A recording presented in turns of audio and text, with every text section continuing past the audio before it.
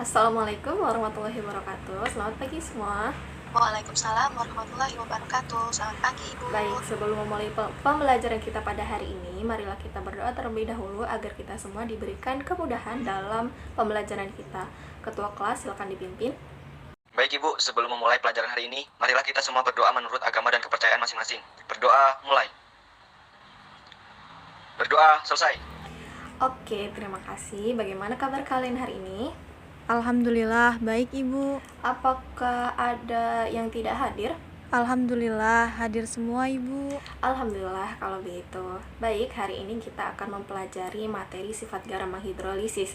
Nah, sebelum itu Ibu mau nanya nih, apa sih yang ada di pikiran kalian saat mendengar istilah sifat garam menghidrolisis? Garam yang untuk masak Bu, yang rasanya asin. Wah, sering masak nih kayaknya ya. Kalian tahu nggak sih, ternyata dari garam dapur itu yang sering kita gunakan itu, kita bisa belajar banyak loh. Izin bertanya Bu, apa saja ya Bu yang bisa kita pelajari dari garam dapur itu? Nah, salah satu yang bisa kita pelajari adalah materi kita hari ini, yaitu sifat garam menghidrolisis, di mana garam ini terbentuk dari reaksi asam dan basa yang disebut dengan reaksi penetralan. Nah, akan tetapi, reaksi penetralan ini tidak berarti bahwa semua garam ini bersifat netral.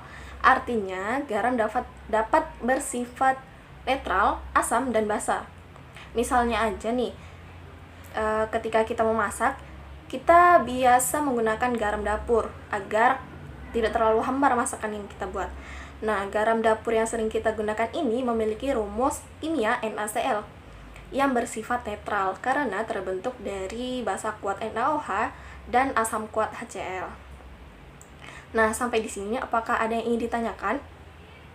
Bu, saya izin bertanya, garam dapur NaCl kan contoh dari garam yang bersifat netral. Lalu untuk contoh garam yang bersifat asam dan basa dalam kehidupan sehari-hari itu apa ya Bu? Oke, jadi di sini Ibu membawa beberapa benda yang merupakan contoh dari sifat garam. Nah, kalian bisa lihat apa aja yang Ibu bawa. Ada garam dapur, pemutih pakaian, dan pupuk Bu. Oke, betul. Jadi tadi garam itu kan merupakan garam yang bersifat netral. Jadi garam yang bersifat asam dan yang bersifat basa itu contohnya apa? Pemutih pakaian dan pupuk ya Bu. Iya, benar. Pemutih pakaian memiliki rumus kimia NaOCl yang bersifat basa dan pupuk pertanian memiliki rumus kimia NH4 2 kali SO4 yang bersifat asam. Nah, sampai di sini sudah paham atau ada yang ingin ditanyakan lagi? Sudah paham Ibu. Oke, kalau gitu kita lanjut ya. Ibu akan membagikan lembar kerja. Silakan kalian duduk sesuai dengan kelompok kalian. Nah, lembar kerja ini akan Ibu berikan satu kelompok satu. Jadi silakan satu orang menuliskan jawabannya dan untuk yang lainnya mendiskusikan permasalahan-permasalahan yang ada pada lembar kerja tersebut. Baik Ibu.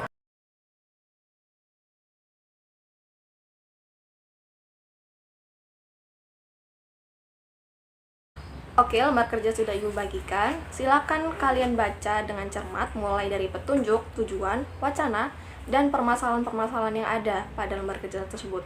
Nah, waktu untuk pengerjaannya yaitu 55 menit.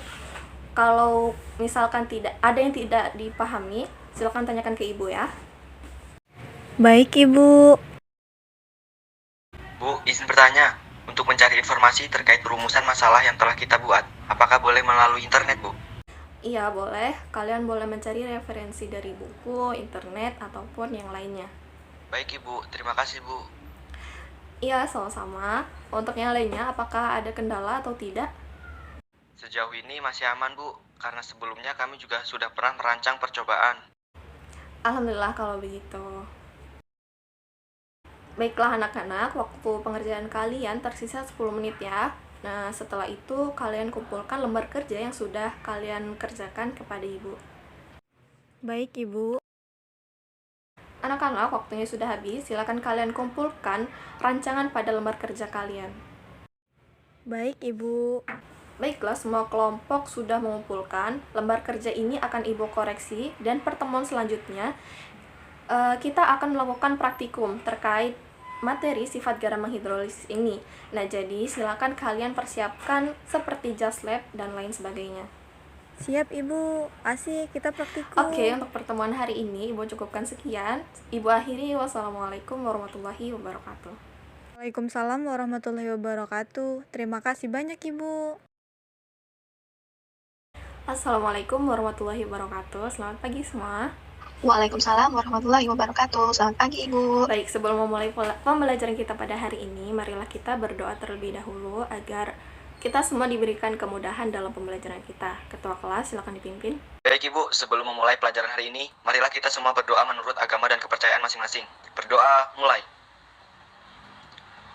Berdoa selesai. Oke, terima kasih. Bagaimana kabar kalian pada hari ini? Alhamdulillah baik, Ibu. Apakah ada yang tidak hadir?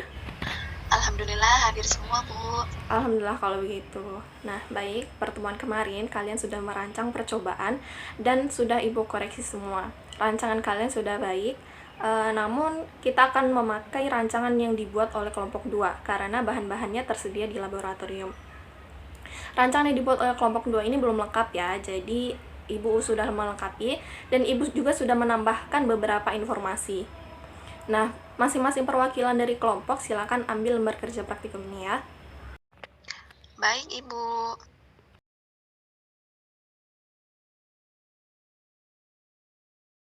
Oke, silakan kalian pahami dulu sebentar dan kalau ada yang kurang dipahami silakan ditanyakan ke Ibu. Bu, izin bertanya. Untuk pertanyaan ini kita mengerjakannya seperti saat merancang kemarin atau bagaimana, Bu? Oke, untuk pertanyaan sama seperti merancang kemarin. Secara berkelompok dan kalian berdiskusi. Namun, untuk pertanyaan ini setiap siswa menulis di lembar kerja praktikumnya masing-masing. Baik, Bu. Paham. Oke, kalau tidak ada yang ditanyakan lagi, langsung saja kita praktikum ya. Baik, Ibu. Asik kita praktikum. Selama percobaan ini berlangsung, Ibu harap kalian berhati-hati dan selalu ingat serta patuhi tata tertib. Baik, Ibu. Alat yang digunakan pada percobaan ini adalah 4 gelas kimia dan juga 4 label. Untuk bahan ada kertas lakmus merah, kertas lakmus biru, larutan CH3COONH4, larutan CH3COONA, larutan NH4Cl, dan larutan NaCl.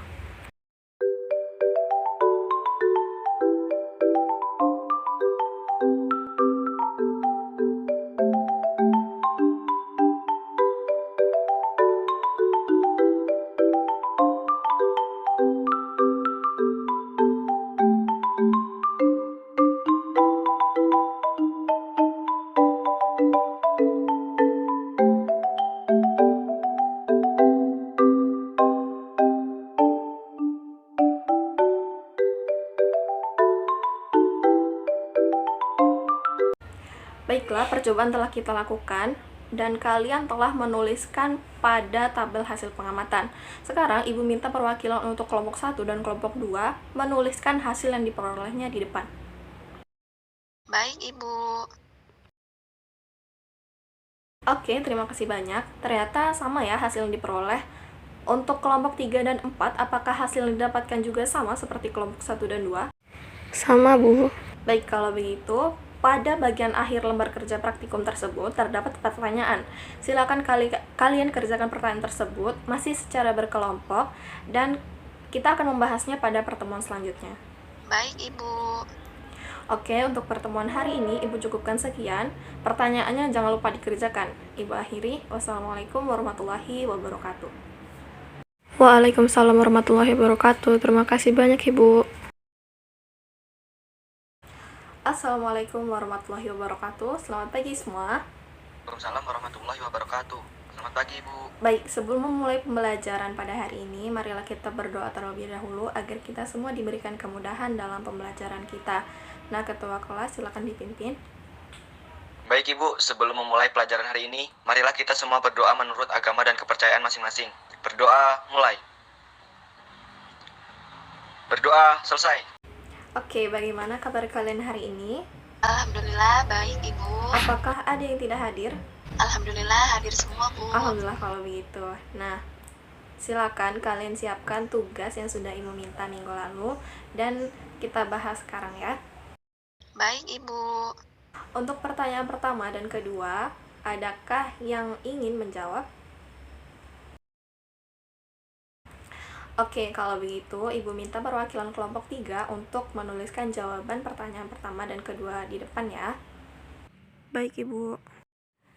Untuk jawaban pertanyaan nomor 1 yaitu persamaan reaksi ionisasi NaCl dalam air adalah NaCl aqueous terurai menjadi Na+ aqueous dan Cl- aqueous. Untuk jawaban pertanyaan nomor 2 yaitu berdasarkan pengamatan nilai pH-nya, ion Na+ dan Cl- tidak berinteraksi dengan air karena telah kita ketahui bahwa pH air adalah 7. Kemudian, ketika ditambahkan NaCl, didapati bahwa pH-nya tetap 7. Artinya, kesetimbangan H+ dan OH- yang ada di dalam air tidak terganggu oleh penambahan NaCl tersebut, sehingga tidak terjadi hidrolisis. Dengan persamaan reaksinya sebagai berikut. Na+ aqueous ditambah H2O liquid itu tidak ada reaksi. Kemudian, Cl- aqueous ditambah H2O liquid juga tidak ada reaksi. Demikian jawaban kelompok 3, Bu. Baik, terima kasih banyak ya. Untuk kelompok yang lain bagaimana? Apakah jawabannya sama dengan kelompok 3? Jawaban kami sama, Bu. Oke, good job.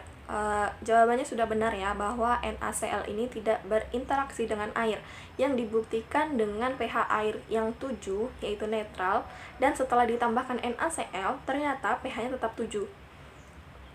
Karena tidak berinteraksi dengan air ini, sehingga ion-ion yang dilepaskan akan terionisasi sempurna. Oke, kita lanjutkan untuk pertanyaan nomor 3 dan 4. Silakan perwakilan kelompok 4 untuk menuliskan jawabannya ke depan. Siap, Ibu. Untuk jawaban pertanyaan 3 yaitu NH4Cl aqueous terurai menjadi NH4+ aqueous ditambah Cl- aqueous. Untuk jawaban pertanyaan nomor 4 yaitu berdasarkan pengamatan nilai pH-nya, pH air adalah 7 atau netral. Kemudian setelah ditambahkan dengan NH4Cl terdapat perubahan pH menjadi 5 yang artinya bersifat asam. Maka terjadi interaksi antar ion-ion dari molekul NH4Cl dengan air. Selanjutnya dari pertanyaan 1 dan 2 diketahui bahwa ion Cl- tidak berinteraksi dengan air. Maka pada molekul NH4Cl yang berinteraksi dengan air adalah ion NH4+. Sehingga yang terjadi adalah hidrolisis parsial atau hanya satu ion yang terhidrolisis. Persamaan reaksinya yaitu NH4+ aqueous ditambah H2O liquid, kesetimbangan kimia NH4OH aqueous ditambah H+ aqueous. Cl- aqueous ditambah H2O liquid tidak ada reaksi. Seperti itu, Bu, jawaban kelompok 4. Oke, terima kasih banyak. Untuk yang lain bagaimana? Kalimatnya berbeda, Bu, tapi intinya sama. Oke, nggak masalah ya. Yang penting intinya sama. Dan jawaban kalian itu sudah benar bahwa NH4Cl adalah bersifat asam yang dibuktikan dengan pH air yaitu 7 yang berubah setelah ditambahkan NH4Cl. Dengan perubahannya yaitu berubah menjadi 5. Benar juga bahwa ion yang berinteraksi dengan air adalah ion NH4 positif berdasarkan informasi dari pertanyaan 1 dan 2 tadi. Sampai di sini, apakah paham semua atau ada yang ingin ditanyakan? Izin bertanya, Bu. Jadi NaCl tidak mengalami hidrolisis dan kalau Na4Cl itu mengalami hidrolisis sebagian ya, Bu? Betul, Nak. Jadi, garam NaCl ini hanya terionisasi dan tidak terhidrolisis, sedangkan untuk NH4Cl ini terhidrolisis sebagian. Apakah ada yang ingin ditanyakan lagi? Tidak, Ibu. Sejauh ini masih paham. Mantap. Oke. Kita lanjut untuk perwakilan kelompok 2. Silakan menuliskan jawaban dari pertanyaan nomor 5 dan 6 ke depan. Baik, Ibu. Untuk jawaban pertanyaan kelima yaitu CH3COONA aqueous terurai menjadi Na positif aqueous plus CH3COO negatif aqueous. Kemudian untuk jawaban pertanyaan ke-6 yaitu berdasarkan pengamatan nilai pH-nya, kita ketahui bahwa air bersifat netral dengan pH 7. Ketika ditambahkan CH3COONA, ternyata terdapat perubahan pH menjadi 9, yang artinya bersifat basa. Maka terjadi interaksi antara ion-ion dari molekul CH3COONA dengan air. Kemudian berdasarkan pertanyaan nomor 1 dan 2, kita dapat mengetahui bahwa ion Na positif tidak berinteraksi dengan air. Maka pada molekul CH3COONA yang berinteraksi dengan air adalah ion CH3COO negatif, sehingga yang terjadi adalah hidrolisis parsial atau hidrolisis sebagian. Dengan persamaan reaksi yaitu Na positif aqueous ditambah H2O liquid itu tidak ada reaksi. Kemudian CH3COO negatif aqueous ditambah H2O liquid berkesetimbangan kimia CH3COOH aqueous plus OH negatif aqueous. Menurut kelompok kami, jawabannya seperti itu, Bu. Apakah yang lain setuju dengan jawaban dari kelompok 2? Setuju, Ibu. Oke, jadi benar bahwa CH3COONA adalah bersifat basa yang dibuktikan dengan pH air, yaitu 7. Namun setelah ditambahkan dengan CH3COONA berubah menjadi 9. Dan benar juga bahwa ion CH3COO negatif yang berinteraksi dengan air, sedangkan ion Na+ tidak berinteraksi dengan air. Hal ini juga dibuktikan berdasarkan pertanyaan nomor 1 dan nomor 2. Kalau begitu, bisa kita lanjut ke pertanyaan selanjutnya? Bisa, Ibu. Oke, silakan perwakilan kelompok 1 untuk menyampaikan jawaban untuk pertanyaan nomor 7. Baik Ibu, menurut kelompok kami, berdasarkan seluruh data yang telah didapat, maka pengertian garam menghidrolisis atau hidrolisis garam merupakan reaksi penguraian garam oleh air. Sehingga hidrolisis garam adalah reaksi antara salah satu ion-ion yang ada di dalam garam, kation atau anion, dengan air dan membentuk larutan bersifat asam ataupun basa. Baik, terima kasih. Kelompok lain apakah setuju dengan jawaban yang disampaikan oleh kelompok 1? Setuju, Bu. Jawaban kami intinya sama. Oke, benar ya, pada intinya pengertian dari garam menghidrolisis ini adalah penguraian garam oleh air. Selanjutnya, pertanyaan terakhir, apakah ada yang ingin menjawabnya? Saya, Bu. Oke, silakan. Menurut saya, CH3COONH4 termasuk dalam garam menghidrolisis, Bu, karena berdasarkan pernyataan-pernyataan sebelumnya, diketahui bahwa ion CH3COO negatif dan ion NH4 positif berinteraksi dengan air.